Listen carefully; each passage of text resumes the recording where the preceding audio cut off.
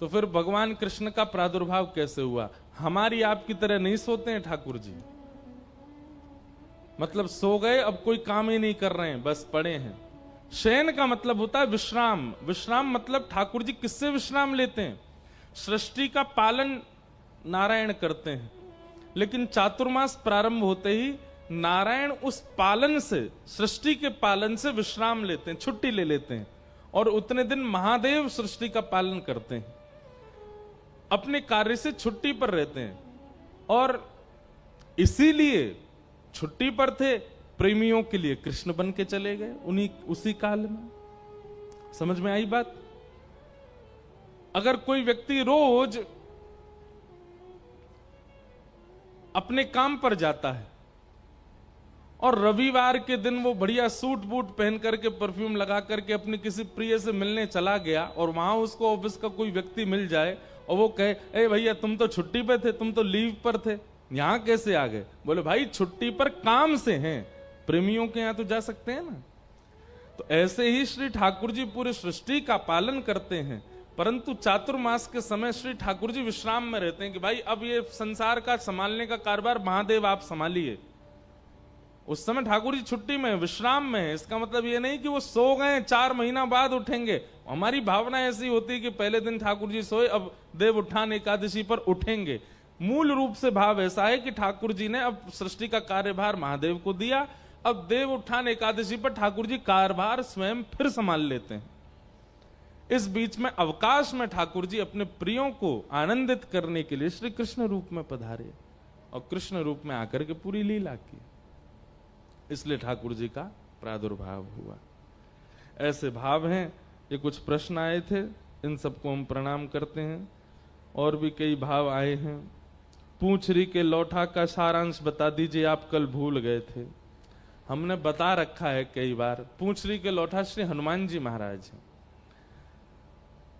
ये हनुमान जी महाराज गिरिराज जी की तलेटी में रहते हैं, क्योंकि द्वापर में भगवान ने इनसे कह दिया कि भाई अब 4 युग तक आप केवल कथा सुनो। त्रेता में आपने बहुत सेवा की, अब आप केवल आनंद करो, हमारी लीला का दर्शन करो, अब आपसे श्रम नहीं कराना हमें। लेकिन कृष्ण रूप को देखने के लिए हनुमान जी व्याकुल हो गए, तो पूंछरी के लौठा बनकर के, एक पहलवान बनकर के गिरिराज जी में आके पड़े हैं। ठाकुर जी अपनी गैया चराने रोज गिरिराज जी जाते हैं, और वहां गिरिराज जी में श्री ठाकुर जी ने जैसे ही देखा कि एक पहलवान पड़ा है, तो ठाकुर जी ने जाकर के कही, बाबा तुम खूब पहलवान हो, हम पे राक्षस आक्रमण करते ही रहते हैं, अगर आप कृपा करो हमको पहलवानी सिखा दो। तो ये पूंछरी के लौठा हनुमान जी ठाकुर जी को पहलवानी सिखाते हैं। इतने सारे राक्षस आपके ऊपर आक्रमण करते हैं ताकि उनसे आप डिफेंस कर सको। जब गोवर्धन लीला हुई, सब ब्रजवासियों ने गिरिराज पर्वत की नीचे प्रवेश करके अपने आप को सुरक्षित किया, तो उस समय ठाकुर जी ने जैसे गिरिराज जी धारण किए, तो विशाल गिरिराज जी बीच में, ठाकुर जी तो गिरिराज जी कभी इधर जामे, ऐसे तराजू की तरह हिल रहे थे श्री गिरिराज जी, और बीच में ठाकुर जी खड़े थे। अब जहां की तरफ गिरिराज जी झुके, वहां के ब्रजवासी सब अपनी अपनी छड़ी लगावे, लेकिन छड़ी से 21 किलोमीटर लंबे चौड़े पर्वत पर कोई भार जाएगा? कुछ नहीं होगा। ब्रजवासी बोले, उनको लगी छड़ी तो ही उठ जाएंगे ये, अपनी अपनी छड़ी लगावे।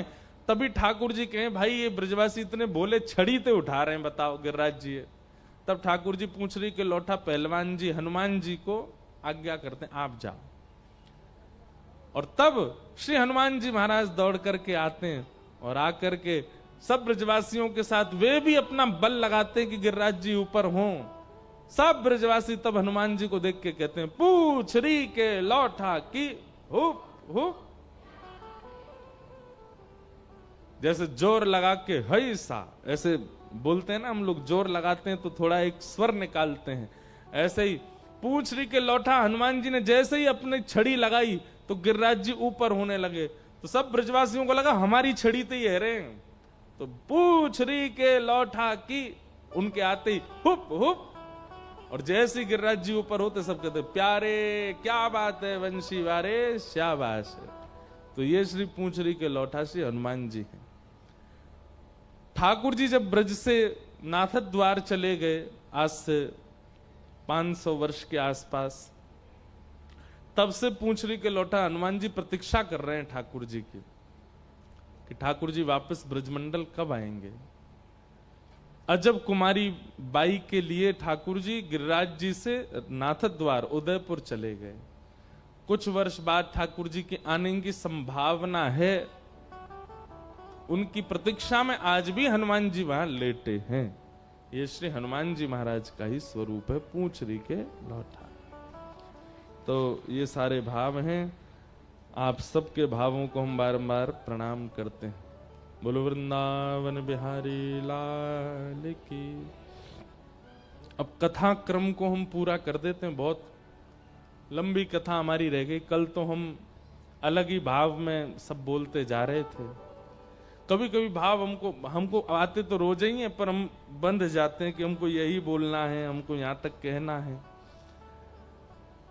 कई बार अपने मन की बात मान लेते हैं तो फिर बहुत सारे भाव आते हैं, तो फिर सबको स्पर्श करते हैं। कल रात्रि खूब विलंब हो गया। कथा के बाद भी कई स्थानों पर जाना हुआ। फिर रात में सब हमारे हम शाम दीवाने सब भाइयों से मिलना हुआ, परिवार वालों से उनके। हम सोए सुबह 4 बजे।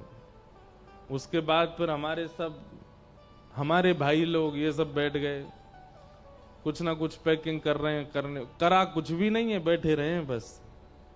उठा करके सामान सब हमारे। एक तो क्या आप लोग पहनते हो टी शर्ट, वो तो यूं ही हो जाती है गई। हम पहनते बगलबंदी। इसको जैसे 4 टी शर्ट जितनी देर में गई होती है, उतने में एक बगलबंदी होती है। उसको व्यवस्थित करना, रखना, वो सब कर रहे थे सब। तो 4 बज गए। सोए सुबह हमको उठाने आए तो हमारी आंख ही नहीं खुले। बड़ी मुश्किल से तो नेत्र खोले। स्नान ध्यान करके ठाकुर जी की सेवा थोड़ी करके आ गए हैं। अब आपके मध्य थोड़े से भाव कुछ कह करके फिर यहाँ से जाएंगे सीधे बम्बई। बम्बई पहुंचेंगे। जाते ही हमारे 4 इंटरव्यू हैं, 1 रिकॉर्डिंग है। पूरी रात आज सोना नहीं है वहां पर भी। फिर कल पंढरपुर जाएंगे, पंढरीनाथ भगवान का दर्शन करेंगे। और परसों से कोल्हापुर में 4 दिन का हरि भक्त चरित्र, कुछ अपने भारत के श्रेष्ठ भक्तों के चरित्रों का कुछ भाव वहां सुनाएंगे। तो हमारा तो जीवन ऐसे ही कर दिया। हमारे ठाकुर जी ने कान पकड़ लिए हमारे और कह रहे हैं तो पे और कोई काम नहीं है, तू 24 घंटा केवल मेरो ही भजन करतो रहे, मेरी कथा सुना, मेरी बात कर, मेरे ही संग बैठो रहे। हमको सोने भी नहीं दे रहे हैं लाल जी की, नहीं तू तो केवल मेरो चिंतन कर। ये सौभाग्य है हमारा कि हम पे और कोई काम है ही नहीं है। हम केवल ठाकुर जी का नाम गाते रहते हैं, कथा सुनाते रहते हैं, उन्हीं की बातें करते रहते हैं। ये आनंद है। इसीलिए विश्राम ना मिलने पर भी ज्यादा विचलित नहीं होते, प्रसन्न रहते हैं। कम से कम संसार के लिए तो समय नहीं है ना। अब 2-2, 2.5, 4-4 महीने हो जाते हैं घर वालों से मिल नहीं पाते, फोन पे ही बात होती है बस। लेकिन कम से कम भोग वृत्ति से तो नहीं घूम रहे ना दुनिया में, भोग तो नहीं कर रहे ना, ठाकुर जी का नाम ही गा रहे हैं। इसलिए अच्छा है जब तक प्राण है, जब तक युवा अवस्था है, जब तक कर पा रहे हैं। सबकी एक समय की अवधि होती है, हमारे समय की अवधि पता नहीं कब तक है। तब तक हरि नाम में ही ये जीवन निकल जाए, बस यही हमारा भाव है। हरि नाम लेने वाला, हरि नाम लेने वाला, हरि नाम गाने वाला,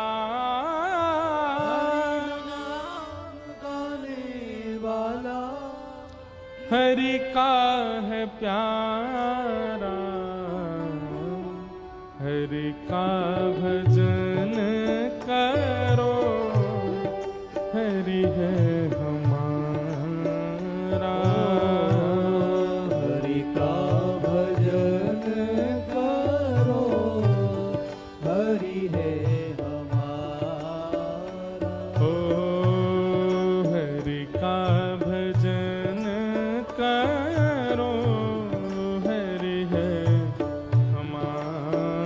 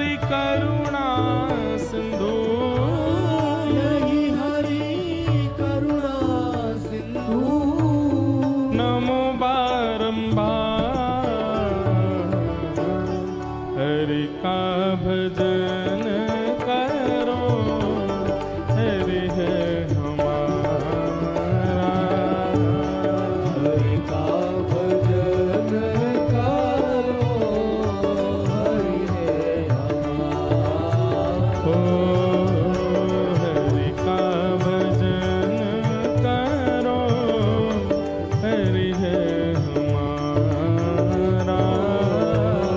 हरि का भजन करो, हरि है हमारा। हे हरि नाम लेने वाला, नाम लेने वाला, हरि नाम गाने वाला, हरि नाम गाने वाला, ओ हरि का है प्यारा, हरि का भजन करो, हरि है हमारा। हरि का भजन करो, हरि श्री पंडरीनाथ भगवान की जय हो।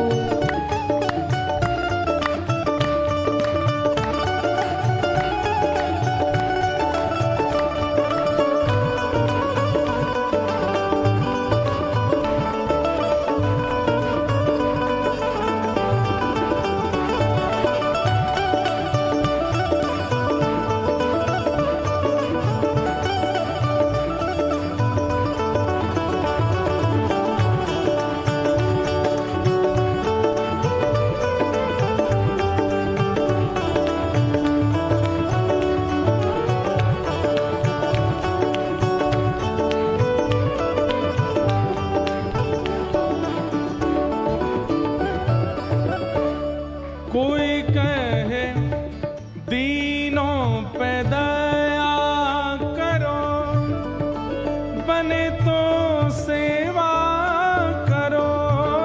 दीनों पे दया करो, बने तो सेवा करो।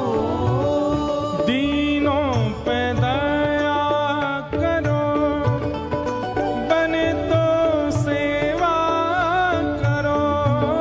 दीनों पे दया करो, बने तो सेवा करो। मोह सब दूर करो, प्रेम हरि से करो। मोह सब दूर करो, प्रेम हरि से करो। यही भक्ति यही योग, यही भक्ति यही योग, यही भक्ति यही योग, यही भक्ति यही योग। यही ज्ञान सारा। हरि का भजन करो, हरि है हमारा। हरि का भजन करो, हरि है हमारा। हरि का भजन करो, हरि है हमारा। हरि का करताल बजा के गाओ। करो, हरि है हमारा। हे हरि नाम लेने वाला, हरि नाम लेने वाला, हे हरि नाम गाने वाला, हरि नाम गाने वाला। ओ हरि का है प्यारा, हरि का भजन करो, हरि है हमारा। हरि का भजन करो, हरि है हमारा। राम कृष्ण हरि जय जय राम कृष्ण हरि, राम कृष्ण हरि जय जय राम कृष्ण हरि। जय राम कृष्ण हरि जय जय राम कृष्ण हरि, राम कृष्ण हरि जय जय राम कृष्ण हरि। जय जय राम कृष्ण हरि जय जय राम कृष्ण हरि, जय राम कृष्ण हरि जय जय राम कृष्ण हरि। जय जय राम कृष्ण हरि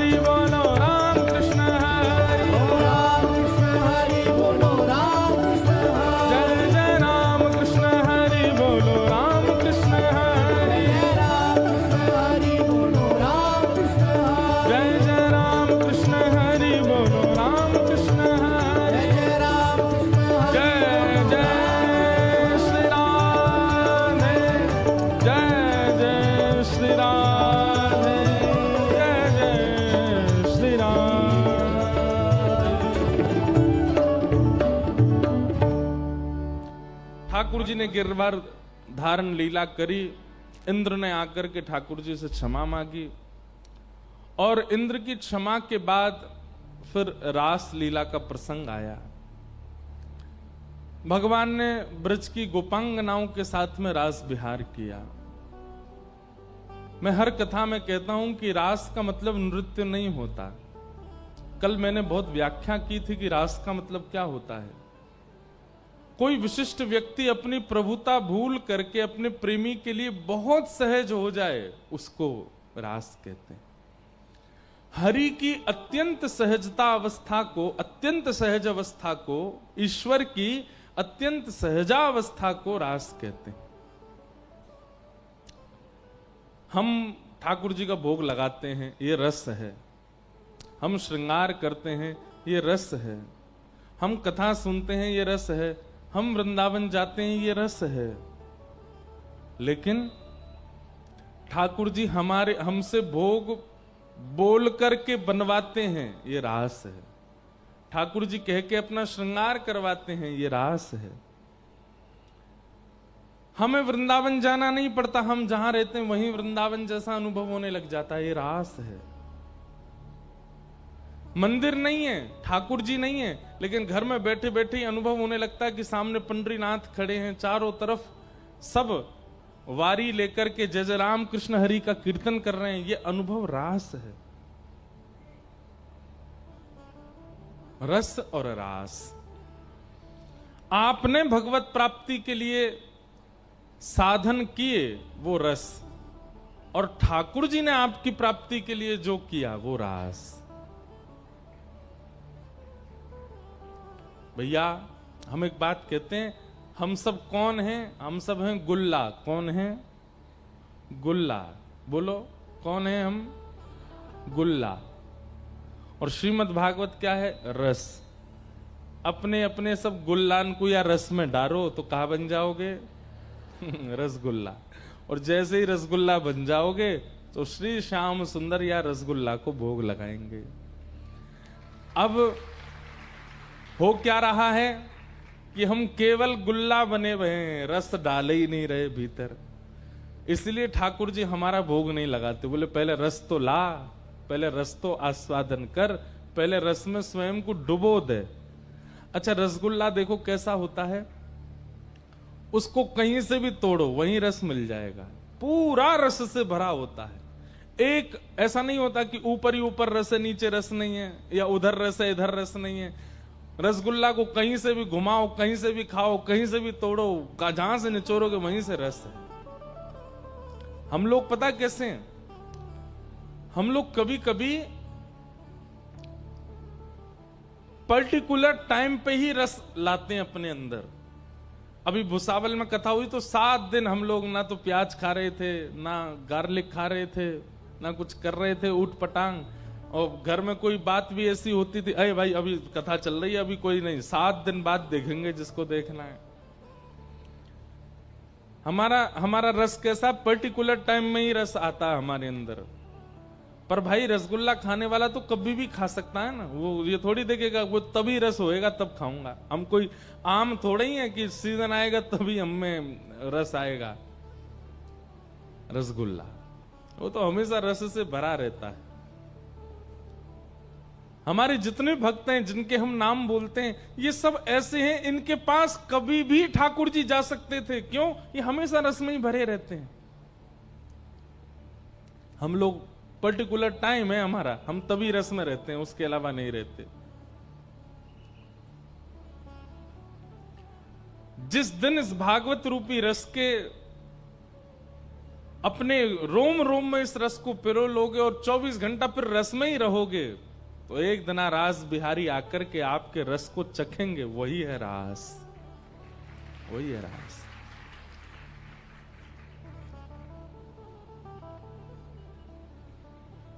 भगवान ने गोपियों के साथ रास विहार किया। देवादिदेव महादेव भी पधारे गोपी बनकर के। बोल गोपेश्वर महादेव की। और ब्रज वृंदावन में सुंदर रास हुआ। रास के अंतर्गत गोपियों में थोड़ा सा मान आ गया। मान कैसे आ गया? हम बड़ी सुंदर हैं और हमारे रूप पर देखो त्रिभुवन नायक रीझ गए हैं, इसलिए हमारे साथ रास कर रहे हैं। गोपियों के अंदर आए हुए इस मान पर ठाकुर जी बोले, भैया अगर सुंदरता पर रीझ ना होता तो पूतना बहुत सुंदर बन के आई थी, हमने तो उसको देखा भी नहीं। और तुम सब गोपियां मान कर रही हो कि हम तुम्हारी सुंदरता पर रीझ करके रास कर रहे हैं। ठाकुर जी ऐसा सोच करके वहां बीच से अंतर ध्यान हो गए। अब प्रश्न उठता है कि गोपियों के चित्त में मान आया क्यों? बहुत ध्यान से सुनिएगा। ठाकुर जी हमें मिलते क्यों नहीं है? इतनी सेवा करते हैं, इतनी कथा सुनते हैं, इतना ठाकुर जी का सुंदर भोग लगाते हैं, इतना सब कुछ आनंद ठाकुर जी को कराते हैं, क्यों नहीं मिलते ठाकुर जी? क्योंकि ठाकुर जी को अभी भी संशय है हमारे ऊपर कि कहीं मैं मिल गया, इसको मान हो जाएगा कि देखो मेरी भक्ति की पराकाष्ठा, ठाकुर जी मिल गए। अरे महाराज, ठाकुर जी मिलना तो बहुत दूर की बात, कोई व्यक्ति 7 दिन नियमित रूप से अगर कथा सुन लेता है ना तो उसको मान हो जाता। बोले एक दिन भी मैंने नागा नहीं किया, महाराज जी से पहले आ जाता था कथा में, और महाराज जी जाते उसके बाद जाता था कथा से। और भली चलाई कई लोग तो व्रत और कर लेते हैं, कथा में भी फलाहार करते हैं, 7 दिन फलाहार करते हैं, जमीन पर सोते हैं, तो उनको और ज्यादा मान हो जाता है। वो बात बात पर यही बताते रहते हैं, बोले कथा तो सब भुसावल वालों ने सुनी पर मेरी जैसी नहीं सुनी होगी। फलाहार करके नीचे जमीन में सो के कथा सुनता था मैं। हमको इतनी सी बात पे मान हो जाता है कि हमने कथा सुनी तो ठाकुर जी मिल गए तो फिर भैया सबसे, आज तो सोशल मीडिया का जमाना है, आज ठाकुर जी मिलेंगे सबसे पहले हम कहेंगे बाकी बात बाद में होगी, पहले सेल्फी होगी और सारे सोशल मीडियाओं पर डलेगी, देखो ठाकुर जी मुझसे मिले। आजकल हमारी स्थिति ऐसी है, कोई व्यक्ति कितना भी रोता हुआ दिखता ना, हमको महाराज जी से मिलना है। मैंने किया, हमको पता है क्यों मिलना, आओ कैमरा निकालो, फोटो खींचो, और फोटो खींचते ही वो ठीक हो जाता है, जाओ, हमें पता है कि इसीलिए हो। तो आजकल तो ऐसा जमाना और है, आदमी को अगर ठाकुर जी चुपचाप भुसावल में मिलकर के चले गए, रात में मानो ठाकुर जी आए, आपको सोते हुए को उठा, ए देख तेरी भक्ति से प्रसन्न होकर मैं आया हूं, चल अब मेरे साथ बैठ, और आप उस समय ठाकुर जी के संग बैठे और ठाकुर जी थोड़ी देर बाद चले गए, तो आप रोने लग जाओगे, ठाकुर जी मैं किसी को बता तो पाया ही नहीं कि आप मिले मुझे, और अगर बोल के बताऊंगा तो कोई मानेगा नहीं, प्रमाण मुझ पे है नहीं। ठाकुर जी कहेंगे बताना क्यों? बोले अरे आपको नहीं पता, बिना बताए तो काम चलेगा ही नहीं ना। प्रेम जितना गोपनीय रखा जाता है उतना बढ़ता है, और धन जितना बांटा जाता है उतना बढ़ता है, ये याद रखिएगा। प्रेम जितना बांटोगे उतना घटेगा, प्रेम का जितना प्रचार कर दोगे उतना घट जाएगा, और धन उसको जितना बांटोगे, 2 चीज हैं, धन और ज्ञान। धन और ज्ञान जितना बांटोगे उतना बढ़ेगा, और अपने प्रेम का जितना प्रचार करोगे वो उतना घटेगा। इसलिए प्रेम का ज्यादा प्रचार नहीं करना चाहिए। आजकल सबसे ज्यादा संबंध टूटने की खबर आती है कि संबंध नहीं चल रहे, क्यों? प्रचार बहुत कर देते हैं, खुलासा बहुत कर देते हैं अपने प्रेम का। थोड़ा गोपनीय रखो, जीवन में बिल्कुल गोपनीयता बची नहीं हमारे में, थोड़ा गोपनीय रहना प्रारंभ करो, विशेष रूप से प्रेम के साथ। गोपियों को मान क्यों हुआ? क्योंकि बिना आचार्य के रास में गई हैं। आचार्य मतलब बिना गुरु के रास में प्रविष्ट हो गई। श्री राधा रानी नहीं थी साथ में, इसलिए गोपियों को मान हो गया। इसलिए भैया भक्ति में गुरु का होना बहुत आवश्यक है, क्योंकि गुरु यदि होते हैं तो गुरु कृपा से अगर कभी ठाकुर जी मिल गए तो मान नहीं होगा, अभिमान नहीं होगा। अब उसमें भी आपके शिष्यत्व पर निर्भर करता है, आप शिष्य कैसे हो, केवल दीक्षा लेकर के और कंटक काट लिया है तो मान हो ही जाएगा, लेकिन आपका गुरु के प्रति नैष्ठिक भाव है, उनकी आज्ञा के प्रति पूर्ण समर्पण है, तो निश्चित है कि ठाकुर जी अगर मिल भी गए ना तो आपको मान नहीं होगा। गुरु कृपा।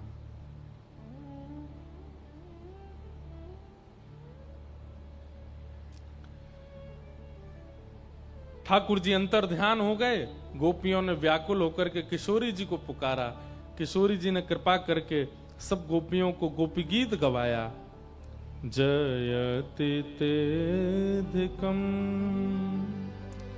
जनना ब्रजः श्रयतंदिरा सस्वदत्र हि दैतदृश्यता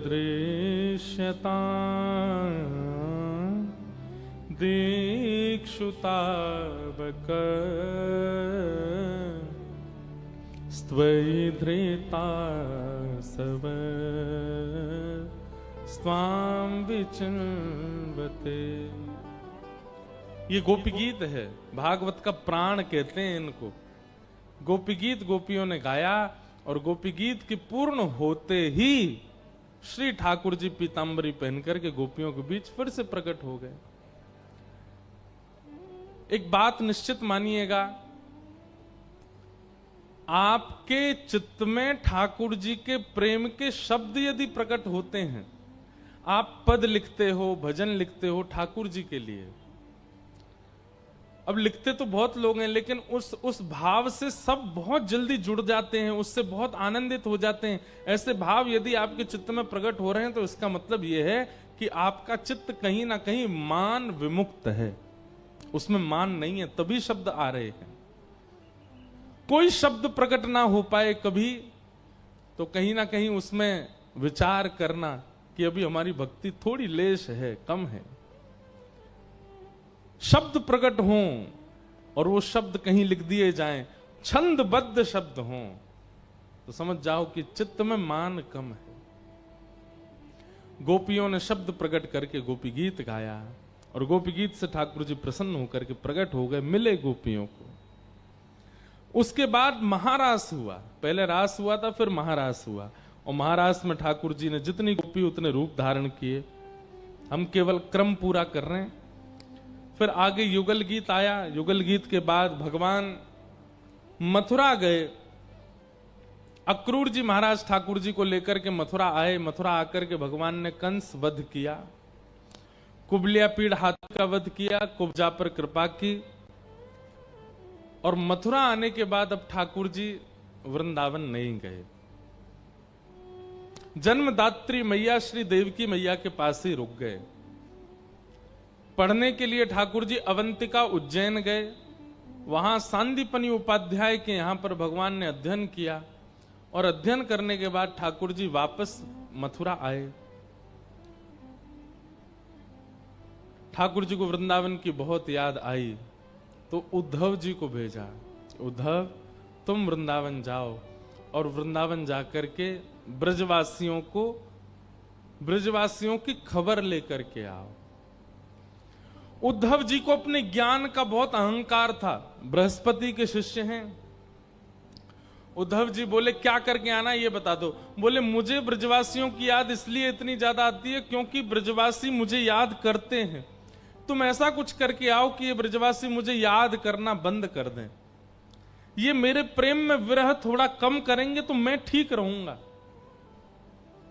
उद्धव जी महाराज बोले आप चिंता मत करो, मैं सुबह जाऊंगा, शाम तक आ जाऊंगा, ऐसा ज्ञान दे करके आऊंगा ब्रजवासियों को, भूल जाएंगे आपको। ठाकुर जी बोले जाओ। उद्धव जी महाराज सुबह गए और 6 महीना बाद लौट के आए। कितने महीना बाद? 6 महीना। और 6 महीना बाद इतनी बड़ी बड़ी दाढ़ी हो गई, केश जटा बन गए। उद्धव जी पहचान में नहीं आ रहे हैं। जैसे ही भगवान के पास आए, ठाकुर जी के चरणों में आके गिर पड़े, बोले नाथ अभी इसी वक्त वृंदावन चलिए, ये ब्रह्मांड कोई और संभाल लेगा, द्वारिका लीला कोई और कर लेगा, महाभारत युद्ध में कोई और सहायक बना दीजिए, महादेव को कह दीजिए वे परमात्मा बन जाएं, ब्रह्मा जी को कह दीजिए वे महाभारत युद्ध संभाल लें। आप तो वृंदावन रहिए, वृंदावन से अच्छा आपके उचित कोई स्थान है नहीं। ब्रजवासी आपसे बहुत प्रेम करते हैं नाथ। भगवान बोले उद्धव तू तो शाम तक आने वाला था वापस, 6 महीना कैसे निकल गए? बोले वो सब छोड़ो, हमारे ब्रज वृंदावन में कहते हैं ऊधो, ऊधो का मतलब होता उल्टा, वैसे नाम तो है उनका उद्धव, लेकिन हमारे ब्रज में सब कहते हैं ऊधो, बोले उल्टो हो। ऊधो सूधो है चलो सुन गोपिन के बोल, ज्ञान बजाई डुमडुमी प्रेम बजायो ढोल। उद्धव की ज्ञान की डुमडुमी बज गई और ब्रजवासियों के प्रेम का ढोल बजा। अब ढोल जब बजता है डुमडुमी की आवाज नहीं आती है, इसलिए प्रेम के आगे सब फीके हैं। ब्रजवासियों का ऐसा प्रेम प्रकट हुआ ठाकुर जी के लिए। उद्धव जी महाराज भगवान के पास आए, ठाकुर जी को ले जाने के लिए आए, पर श्री ठाकुर जी बोले भैया अब हम आगे की लीला करने जाएंगे, और ये ब्रजवासी कहीं गए थोड़ी हैं, ये सब मेरे संग ही रहे, सदा मेरे साथ निवास करते हैं। केवल उद्धव को प्रेमी बनाना था। ये 2 दिन का प्रसंग है जो मैंने 4 मिनट में बोल दिया है। ये 2 दिन का कहने का प्रसंग है, इतना अद्भुत है उद्धव गोपी संवाद। भगवान ने मथुरा पर राज शासन करते हुए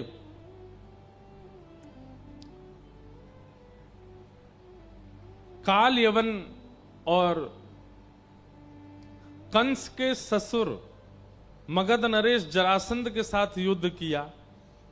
17 बार भगवान ने काल जरासंध को हरा दिया। 18वीं बार जब जरासंध अपनी सेना लेकर के आया तो भगवान रण छोड़ करके वहां से भाग गए और नाम पड़ गया रणछोड़। बोलो रणछोड़ राय भगवान की। द्वारिका में श्री ठाकुर जी रणछोड़ हैं। रण छोड़ करके ठाकुर जी गए, क्यों? क्योंकि जरासंध जो था ये ब्राह्मणों की सेना लेकर के आया था। ठाकुर जी बोले भैया हम सबसे युद्ध करेंगे, ब्राह्मणों से युद्ध नहीं करेंगे, और ठाकुर जी रण छोड़ करके द्वारिका विराज गए। द्वारिका में आकर के भगवान ने नवीन नगरी विश्वकर्मा से बनवाई। बलराम जी का विवाह रेवत राजा की पौत्री रेवती के साथ में हुआ। यहां आपसे थोड़ी दूर पर ही अमरावती है, उसी को वहीं कौंडन्यपुर मानते हैं, या उसके पास कौंडन्यपुर ऐसा कहते हैं। विदर्भ वहां के राजा भीष्मक, उनकी बेटी हैं रुक्मणी। अच्छा एक बात बोले, इधर देखो सब लोग, आप सब लोग महाराष्ट्र निवासी हो, आप सबके जमाई लगते हैं ठाकुर जी। क्यों? रुक्मणी महाराष्ट्र की लाली हैं, महाराष्ट्र की बेटी हैं। विदर्भ में ही उनका प्रादुर्भाव हुआ, विदर्भ के राजा भीष्मक के यहां वो जन्मी, तो इस नाते से आप सब लोगों की लाली हुई कौन? रुक्मणी जी। और लाली के जो पति होते हैं वो हमारे कौन होते हैं? जमाई। तो अगर आप पंडरीनाथ भगवान के सामने जाकर के यूं कह दो प्यारे जीजा जी की जय हो तो कोई बुराई नहीं है। आप महाराष्ट्र वासियों को अधिकार है, आप लोग द्वारिका जाकर के भी कह सकते हैं। कोई कहे कहां जा रहे हो? बोले जीजा जी से मिलने जा रहे हैं हमारे। एक भक्त की कथा आती, मुझे पूरी तो याद नहीं, थोड़ी सी अभी स्मृति में आई। उनकी कोई बहन नहीं थी, तो वो अपने मित्रों की बहन को जब देखते थे तो अपनी मां से आकर के बोलते थे मां मेरी कोई बहन क्यों नहीं है? तो मां छोटे बालक को ऐसी समझाती, बोले है ना तुम्हारी बहन भी तो है। बोले कौन है? वो तुम्हारी बहन श्री सियाजू है, सीता जी, सीता जी तुम्हारी बहन है। हाँ नाम याद आया, प्रयागदास नाम था उनका।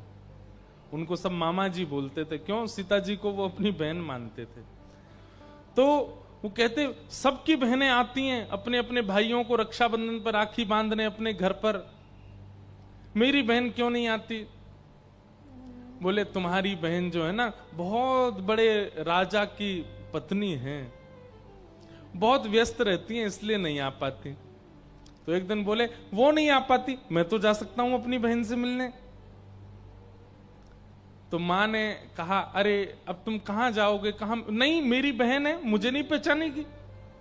मैं देख के तो आऊं मेरी बहन दिखती कैसी है। अपनी मां से बोला कुछ अच्छा बनाओ, मैं अपनी बहन से मिलने जाऊंगा। मां ने सुंदर लड्डू बनाए और दे दिए। बोले अब इसको क्या बताऊं, अब जा तो रहा है। पूछा कहां रहती मेरी बहन? बोले वो अयोध्या में ब्याही है राम जी को। राम जी तुम्हारे जीजा जी। अयोध्या पहुंच गए, छोटे से बालक प्रयागदास, और वहां जाकर के संतों से महात्माओं से और सबसे कहें मेरी बहन कहाँ है, मेरी बहन कहाँ रहती है? वो कौन है तुम्हारी बहन? बोले सीता जी मेरी बहन है, राम जी मेरे जीजा जी हैं। सब लोग सुन करके हंसने लग जाते। बोले अच्छा हाँ यही रहती हैं, यही है उनका सब। किसी ने भी प्रमाणित उत्तर नहीं दिया, इतने व्याकुल हो गए बेचारे। एक वृक्ष के नीचे बैठ करके पूरी रात रोते रहे। बोले कैसी बहन हो आप? दुनिया की बहनें अपने भाइयों को पलकों पर रखती हो, मुझे पूरी रात निकल गई, आप मुझसे मिलने तक नहीं आई हो अभी तक। इतने व्याकुल होकर के रोए कि जैसे ही ब्रह्म मुहूर्त की बेला हुई, इतने में ही एक श्वेत हाथी दिखाई दिया, और उस श्वेत हाथी के ऊपर सुंदर सिंहासन था, और उसी सिंहासन पर आहा जनक नंदिनी श्री जानकी जी बैठी हैं, और साथ में श्री राघव जी बैठे हैं, राम जी बैठे हैं, दोनों चलते भय आ रहे हैं। सीता जी का रूप देख करके ये पहचान गए। बोले आप जरूर मेरी बहन सियाजू है ना? तुरंत हाथी के ऊपर से नीचे उतर करके आई। प्रयागदास जी से कहा भैया तुम रात भर सोए नहीं, कुछ खाया नहीं, कब के आए हो? बोले आपने हमको, आप हमसे मिली नहीं हो जब से हम आए। बोले मैं मिलने आ गई ना। क्या लेके आए मेरे लिए?